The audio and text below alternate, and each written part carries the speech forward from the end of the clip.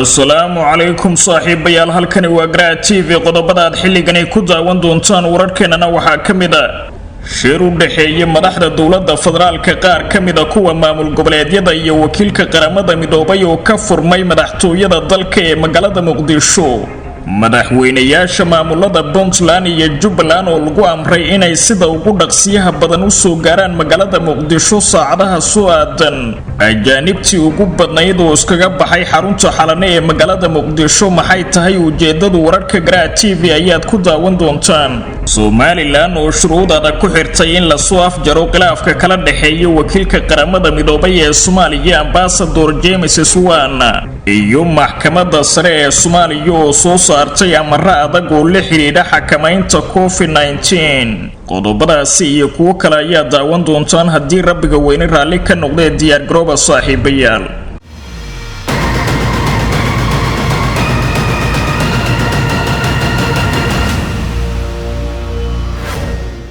isku soo noqod haboon mar kale saaxiibayaal halkani waa Gra TV xasuusnow haddii aad joogtid waqtiga salaada suuqda waajibka leh ku saran dibna ugu soo laabo daawashada video-gan aynu ku bilownay saaxiibayaal magaalada Muqdisho gaar ahaan madaxtooyada dalka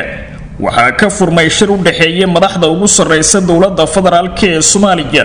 qaar kamida maamul goboleedyada iyo wakiilka qaramada midoobay kaasi oo looga hadlayo dhamaynta muranka ka taagan doorashooyinka dalka ee 2021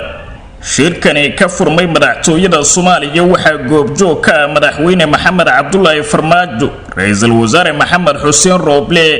madaxda maamul goboleedyada taabacsan dawladda sida Galmudug Hirshabeelle iyo Koonfur Galbeed iyadoo sidoo kalena uu goobjoog ka yahay wakiilka qaramada midoobay ee Soomaaliya Ambassador James Swan shirka ayaa sidoo kale waxa ka qayb galaya gudoomiyaha gobolka Banaadir ahna duqa magaalada Muqdisho Umar Finish iyadoo diiradda lagu saarayo arrimo la xiriira muranka ka taagan doorashooyinka dalka ee 2021 sida ay baahisay warbaahinta qaranka Soomaaliya madaxweynaha jamhuuriyadda federaalka ee Soomaaliya oo wehlinayo ra'iisul wasaare Maxamed Xuseen Rooble ayaa kulan la leh ergeyga qaramada midoobay ee Soomaaliya madaxweynayaasha maamul goboleedyada Galmudug Koonfur Galbeed iyo Hirshabeelle iyo sidoo kale gudoomiyaha gobolka Banaadir waxaana shirkani looga hadlayaa arrimaha doorashooyinka iyo ismarinwaaga ka taagan ayaa lagu qoray wakaaladda wararka Soomaaliyeed ee Sona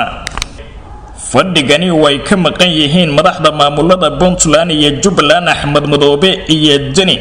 ayaa durbadiiba marka uu ka furmay madaxtooyada dalka ee magaalada Muqdisho waxaa ka soo horjeestay xubno kamida midowga murashaxiinta mucaaridka iyagoo ku tilmaamay mid baadila waxaana hadalkaasi uu ka soo baxay gudoomiyaha xisbiga wadajir Cabdiraxmaan Cabdishakuur Warsame oo kamida xubnaha ugu cadcad midowga murashaxiinta mucaaridka ee ka soo horjeeda dawladda waxaana midowga murashaxiintu ay ku tilmaameen shirkaasi mid aan looga arrinsanaynin aayaha Soomaaliya laakiin lagu gorfaynayo sidii loo weerari lahaa dibad baxyada mucaaridka isla markaana loo caburin lahaa shacabka iyo siyaasiyiinta Soomaaliyeed kulanka James Swan Cali Guudlaawe Qoorqoor iyo Lafta Green ay fila Soomaaliya kula leeyihiin Farmaajo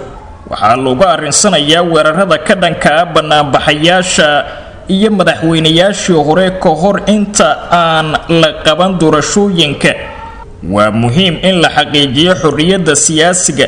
taasi oo shardi u ah codaynta ayuu soo qoray siyaasiga Cabdiraxmaan Cabdishakuur Warsame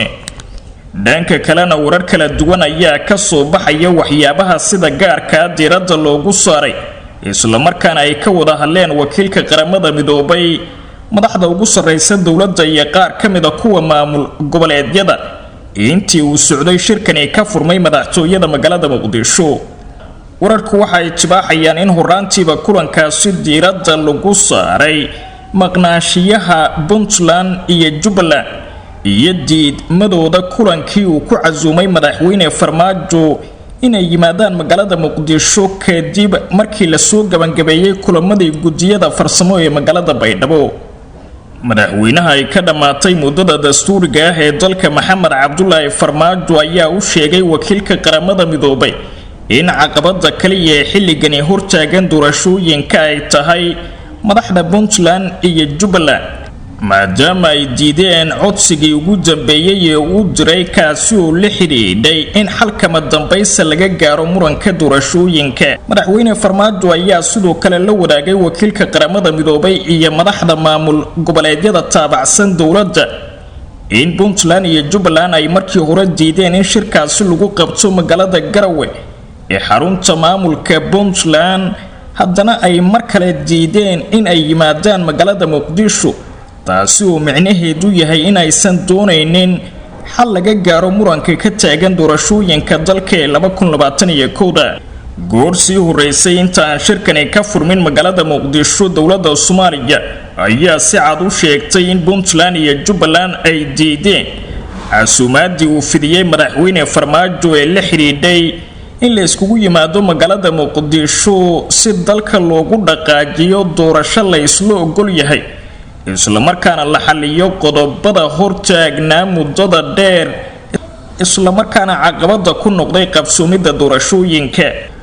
dadka falanqeeya isla markaana u dhuun daloola siyaasadda Soomaaliya ayaa durbadiiba sii falanqeynaya kulankani aan loo dhammayn ee ka furmay magaalada Muqdisho, iyadoo ay suurtagal tahay in madaxda maamul goboleedyada taabacsan dowladda iyo filla Soomaaliya ay gaaraan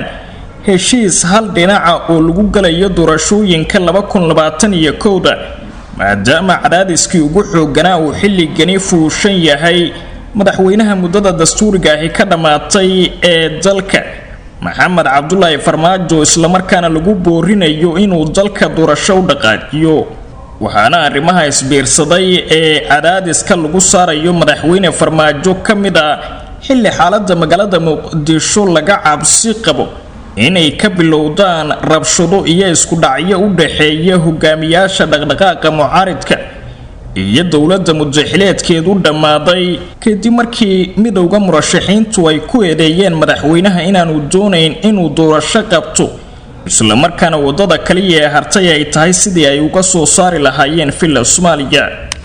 madaxweyne Maxamed Cabdullaahi Farmaajo ayaa sidoo kale la wadaagay madaxda maamul goboleedyada Galmudug, Hirshabeelle, Koonfur Galbeed, gudoomiyaha gobolka Banaadir iyo wakiilka qaramada midoobay in Puntland iyo Jubbaland ay ka gows haystaan midowga murashaxiinta mucaaridka, isla markaana ay iyagu kula talinayaan in aysan imaanin magaalada Muqdisho si dalka loo burburiyo dowladnimadiisa, isla markaana ay ugu horseedaan nidaam fowda ku dhisan oo aan u danaynaynin horu socodka dowladnimada Soomaaliya. madaxweynayaasha maamulada Puntland iyo Jubbaland Axmed Madoobe iyo Deni oo dhawaan ka jawaabayay casuumaadu madaxweyne Farmaajo u fidiyay inay iskugu yimaadaan magaalada Muqdisho ayaa sheegay inaysan isku haleyn karin amniga caasimadda, maadaama ay sheegeen inay ka socdaan rabshado u dhaxeeya mucaaridka iyo dowladda, iyagoona dhinaca kale dowladda ugu baaqay inay joojiso caburinta shacabka iyo siyaasiyiinta sida nabadda ah doonaya inay fikirkooda ku cabiraan. waana marmarsiyihii ugu dambeeyay ee Puntland iyo Jubbaland ay ku diideen imaatinka magaalada Muqdisho, walow uu xilligani socdo cadaadis xoogan oo iyaga dhankooda u janjeera, isla markaana lagu qasbayo inay si dhaqsiyo leh u yimaadaan magaalada xarunta u ah wadanka. maalinnimadii Jimcaha ee toddobaadkii aynu soo dhaafnay ayay ahayd markii ciidamada ammaanka ee dowladda Soomaaliya ay rasaaseeyeen mudaharaadayaal ay horkacayeen xubnaha golaha midowga murashaxiinta mucaaridka oo dalbanayay in dalka laga qabto doorasho la isla ogol yahay. habeennimadii Khamiista ee isla toddobaadkaasina waxaa dhacay isku hornimaad nawaaxiga Hotel Maida Ekisnaasa Hablootu oo ay deganaayeen madaxweynayaashii 7 iyo 8 ee soo maray Soomaaliya Xasan Sheekh Maxamuud iyo Sheekh Shariif Sheekh Axmed, iyadoo tallaabadaasi mucaaridku ay ku tilmaameen isku day la doonayay in lagu qaarajiyo hogaamiyaasha siyaasadda ee deganaa hotelkaasi. waa hagaag saaxiibayaal, wararka muuqaalbaahiyaha Garaa TV ayaa la socotaan. safiirka dowladda Mareykanka ee Soomaaliya ayaa warqad u diray madaxda maamulada Puntland iyo Jubbaland, waxa uu uga dalbaday inay si dhaqsiyo leh u yimaadaan magaalada Muqdisho si ay uga qayb galaan kulamada looga hadlayo xalka gaaridda doorashooyinka dalka ee 2021 oo xilligani uu ka taagan yahay ismarin waa xoogan. wakiilka dowladda Mareykanka u jooga magaalada Muqdisho Ambassador Donald Yamamoto ayaa warqada uu u diray Puntland iyo Jubbaland waxay iskugu jirtay digniin iyo dalab la xiriira in ay aqbalaan casuumaadii uu fidiyay madaxweynaha muddaxileedkiisu dhamaaday ee dalka Maxamed Cabdullaahi Farmaajo kadib markii la soo gabagabeeyay kulamadii gudiyada farsamada ee magaalada Baydhabo kuwaasi oo lagu muujiyay in la iskaga soo dhawaaday dhammaanba qodobadii ay horay iskugu hayeen dowladda iyo labadaasi maamul. Fariintani safaaradda Mareykanka laga diray isla markaana gaadhay Axmed Madoobe iyo Deni oo nuqullo ka mid ay heshay warbaahintu waxaa lagu sheegay in dambiga doorashooyinka oo dhan ay labadoodu dusha saaran doonaan haddii ay si dhaqso leh uga soo qayb gali waayaan kulamada ka bilaabanaya magaalada Muqdisho xilli ay Muqdisho soo gaareen madaxda maamul goboleedyada Galmudug Koonfur Galbeed iyo Hirshabeelle. waa in aad timaadaan miiska wada hadalka isla markaana aad soo bandhigataan cabashadiina laakiin la idinkama aqbali doono in aad diidaan ka soo qaybgalka kulamada looga hadlayo ismarin waaga doorashooyinka dalka ee 2021 ayaa lagu yiri warqadani ay safaaradda Mareykanku u dirtay Garowe iyo Kismaayo. fariinta dowladda Mareykanka waxaa sidoo kale lagu xusay in Jubbaland iyo Puntland ay horay u diideen in kulan looga hadlayo doorashooyinka lagu qabto magaalada Garowe ee xarunta maamulka Puntland isla markaana ay dalbadeen in laga dhigo magaalada Muqdisho hase yeeshee nasiib darro markii labaad ay iyaga qudhoodu diideen imaatinka magaalada Muqdisho si loo dhameeyo muranka doorashooyinka. dowladda Mareykanku waxay walaac ka muujinaysaa isla markaana ay isha ku haysaa muranka dabada dheeraaday ee doorashooyinka Soomaaliya iyadoo haatan si gaar ah u eegaysa xubnaha loo arkayo inay iyagu caqabad ku yihiin dhamaynta khilaafka doorashooyinka waxaana sidaasi darteed Jubbaland iyo Puntland laga rabaa madaxdoodu inay yimaadaan magaalada Muqdisho si ay u soo bandhigaan cabashada ay ka qabaan hanaanka doorasho ee filla Soomaaliya. wakiilka Mareykanka ee Soomaaliya Ambassador Donald Yamamoto ayaa sidoo kale muujiyay in kulanku uusan wax dhibaato ah keenaynin ilaa in laga gaaro natiijo wanaagsan ama la isku afgaran waayo laakiin caqabad ka weyn aysan jirin in la diido isku imaatinka iyo kulamada looga wada hadlayo xaaladda siyaasadeed ee dalka. qoraalka dowladda Mareykanka ee gaaray Axmed Madoobe iyo Deni ayaana ku soo beegmaya xilli ay diideen inay ka soo qayb galaan shirka magaalada Muqdisho oo ay yimaadeen madaxda maamul goboleedyada kale iyagoo ku andacooday in ay u baqayaan amnigooda maadaama ay sii siyaadayaan rabshadaha mucaaridka iyo dowladda ee magaalada Muqdisho. hase yeeshee indhaha beesha caalamka ayaa haatan si wadajir u eegaya Puntland iyo Jubbaland iyadoo ay suurtagal tahay in dhammaantood ay u aqoonsadaan caqabada kaliya ee hortaagan qabsoomida doorashooyinka Soomaaliya isla markaana ay dhabar ka saaranayaan mas'uuliyad darro kasta oo timaada. xubnaha beesha caalamka ayaa dhowr jeer hore Puntland iyo Jubbaland ku cadaadiyay ka soo qaybgalka kulamo uu cilaamiyay madaxweynaha Jamhuuriyadda Federaalka ee Soomaaliya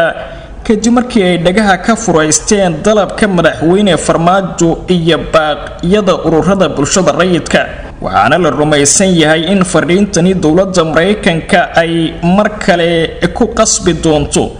labadaasi hogaamiye inay yimaadaan magaalada Muqdisho soona xaadiraan kulamada kama dambaysta ah ee looga hadlayo doorashooyinka maadaama xaaladdu ay xilligani ka sii darayso tan iyo markii uu dhamaaday muddaxileedka madaxweynaha Jamhuuriyadda Qaranka. lamana oga waxay uga jawaabi doonaan hogaamiyaasha Puntland iyo Jubbaland fariintani uga timid safaaradda dowladda Mareykanka ee Soomaaliya waana xilli xitaa wakiilka qaramada midoobay ay dowladda Soomaaliya u cadaysay in Jubbaland iyo Puntland oo kaliya yihiin kuwa caqabada ku noqday doorashooyinka lagana hirgelin waayay nidaamka doorasho ee 2021. madaxweynaha Jamhuuriyadda Federaalka ee Soomaaliya ayaa markii uu soo fashilmay shirkii Dhuusamareeb 4 waxa uu hor yimid baarlamaanka isagoo si cad u sheegay in Puntland iyo Jubbaland ay ka dhaqaaqi waayeen doorashooyinka isla markaana ay dib uga baxeen heshiiskii ay gacantooda ku qorteen ee 17 Sebtembar magaalada Muqdisho kaasi oo ay ansixiyeen labada aqal ee baarlamaanka dawladda. waxaana xilligaasi uu sidoo kale sheegay in xitaa iyaga qudhoodu ay dalal shisheeye ku cadaadinayaan diidmada nidaamyada lagu heshiinayo, waxaana uu qiray inay jirto faragelin shisheeye oo baahsan. waa hagaag saaxiibayaal, wararka Muqdisho ayaynu ku guda jirnaayo. xubnihii ugu badnaa oo ajnabiya ayaa iskaga baxay xarunta Xalane ee magaalada Muqdisho, halkaasi oo hoy u ah inta badan shisheeyaha jooga gudaha Soomaaliya. ujeedada ay xubnahani ajnabiga ahi uga huleeleen xarunta Xalane ee magaalada Muqdisho muddo dheer hoy u ahayd ayaa la sheegay inay tahay cabsi ay ka qabaan in dagaal lagu soo qaado musharaxiinta degan agagaarka xarunta Xalane, isla markaana uu saameyn xoogan iyaga nafsadooda ku yeesho. xubnahani ajnabiga ah ayaa intooda badan lagu arkay iyagoo saf u soo galay duulimaadyada ka kacaya garoonka Dancadde ee magaalada Muqdisho si ay dalka uga dhoofaan, iyagoo shaqaafadooda ka soo qaatay xarunta Xalane oo aan ka fogeyn airportka. ajaanibtani waxaa la sheegay inay u kala dhasheen wadamada UK, Germany, Mareykanka, South Africa iyo wadamo kale, kuwaasi oo ka kala shaqeynayay shirkado iyo safaarado ku yaala xarunta Xalane oo beesha caalamka hoy u ah, isla markaana intooda badani ay degan yihiin. duulimaadyadii ka baxay garoonka Dancadde ee magaalada Muqdisho 24 saac ee la soo dhaafay ayaa rakaabka Soomaalida ah ee raacay waxaa ka tiro badnaa ajnabiga, taasi oo muujinaysa heerka uu gaarsiisan yahay xaddiga ajaanibta ka baxaysa xarunta Xalane ee magaalada Muqdisho si ay dalka iskaga dhoofaan. ilaa iyo imika dadka iskaga dhoofay garoonka Dancadde ee ajnabiga ahi waxay u badan yihiin shaqaale ka shaqeynayay hay-adaha qaramada midoobay ee ka howlgala gudaha Soomaaliya iyo xubno ka shaqeynayay safaaradaha dalalka shisheeye ee ku yaala xaruntaasi. waxaana lagu sheegay sababta ugu weyn inay tahay cabsi ay ka dareemayaan jawiga magaalada Muqdisho oo dhowrkii toddobaad ee aynu soo dhaafnay uu ka taagnaayo yootan u dhaxeeyay dhaqdhaqaaqa mucaaradka iyo dawladda. xarunta Xalane oo ay tuuran yihiin ajnabiga ugu badan ee ku sugan gudaha Soomaaliya waxaa meel aan ka fogeyn degan xubnaha ugu sarreeya midowga murashaxiinta mucaaradka, waxaana cabsida ay dareemayaan ay tahay in ciidamada dawladdu ay ku soo qaadaan howlgallo qorshaysan, isla markaana murashaxiintu ay isdifaacaan, taasi oo saameyn ka dhig gudaha xarunta Xalane. waxaana cabsidani ay timid isla markaana iyagu ay aawilayaan inuu imaan karo howlgal la mid ah kii ciidanka dawladdu ay ku galeen habeennimadii Khamiista ee toddobaadkii aynu soo dhaafnay Hotel Maido Exna Sahablood Atu, kaasi oo ay deganaayeen xubnaha xilligani ag degan xarunta Xalane waqtigaasi oo ciidamada dawladdu ay howlgal qorshaysan ku galeen hotelkaasi, isla markaana uu dhacay dagaal qaraar oo u dhaxeeyay ilaalada murashaxiinta iyo ciidamada amniga. rabshadihii dhacay maalinimadii Jimcaha ayaa sidoo kale ku qasbay qaar ka mid ah shirkadaha duulimaadka caalamiga ka sameeya gudaha Soomaaliya inay hakiyaan socdaadladooda, inkastoo haatan mar kale ay dib u bilaabeen kadib markii lagu wargeliyay in xaaladdu ay degan tahay, isla markaana amniga garoonku uu yahay mid sugan. Somaliland waxay shuruud ku xirtay in la dhameeyo khilaafka muddada dhowrka bilooda soo jeetamayay ee u dhaxeeya xukuumadda madaxweyne Biixi iyo wakiilka qaramada midoobay ee Soomaaliya Ambassador James Swan. khilaafkani oo muddo dhowr bilooda taagnaa ayaa saameyn ku yeeshay howlihii ay hay-adaha qaramada midoobay ka fulinayeen deegaanada Somaliland kadib markii xukuumadda Hargeysa ay sheegtay in aan loo soo maraynin mashaariicda laga fulinayo deegaanada Somaliland magaalada Muqdisho iyo dawladda Soomaaliya. waxaa la filayay in labada dhinac ay khilaafkooda ka heshiin doonaan kadib markii wakiilka qaramada midoobay ee Soomaaliya uu toddobaad ka hortagay magaalada Hargeysa ee xarunta Somaliland, isla markaana uu la kulmay madaxweyne Biixi si uu uga hadlo in la dhameeyo khilaafka qaramada midoobay ee Somaliland. hase yeeshee haatan xukuumadda madaxweyne Biixi ayaa shuruudo cusub ku xirtay dhamaynta khilaafkaasi, waxaana ka mid ah shuruudahaasi in Somaliland ay hab gooniya ula dhaqanto Somaliland oo ka madax bannaan dawladda federaalka ee Soomaaliya, isla markaana heshiisyada ama mashaariicda hay'adaha qaramada midoobay aan loo soo marin magaalada Muqdisho taasi oo ah wadada kaliya ee Somaliland ay ku soo celin karto xiriirka qaramada midoobay. Khilaafku waxa uu bilowday kadib markii Somaliland ay soo saartay barnaamijkeeda 4 sano ee soo socotay ee Somaliland oo loo soo maray dawladda federaalka ee Soomaaliya. Arrintaasi oo si weyn ay uga horjeemeed xukuumadda Bixi. Ugu dambeyntiina gudoomiyaha maxkamadda sare ee dalka Baashe Yuusuf Axmed ayaa soo saaray go'aamo ku saabsan xakamaynta faafidda COVID-19 ee la xiriira hanaanka shaqada ee hay'adaha garsoorka dawladda Soomaaliya. qoraal uu soo saaray gudoomiyaha maxkamadda sare ee dalka Baashe Yuusuf Axmed ayaa lagu shaaciyay 11 qodob oo lagu xakamaynayo safmarka COVID-19 kuwaasi oo ku socda madaxda iyo shaqaalaha hay'adaha garsoorka ee dawladda Soomaaliya. Dhammaan howlwadeennada garsoorka, ciidamada amniga, qareenada iyo shacabka adeega cadaaladeed u soo doonta hay'adaha waxaa la farayaa inay xirtaan afsaabka ama maaska kala ilaaliyaan kala fogaanshaha iyaga oo isku jirsanaya ilaa min 2 tilaabo. ciidanka ilaalinaya amniga hay'adaha garsoorka waxaa la farayaa in aanay qof aan xirnayn maaska afka aanay u soo deynin gudaha xarumaha hay'adaha garsoorka ee dawladda Soomaaliya. wararkii ugu dambeeyay ee Soomaalida iyo caalamka wanaga intaas nabadgelyo.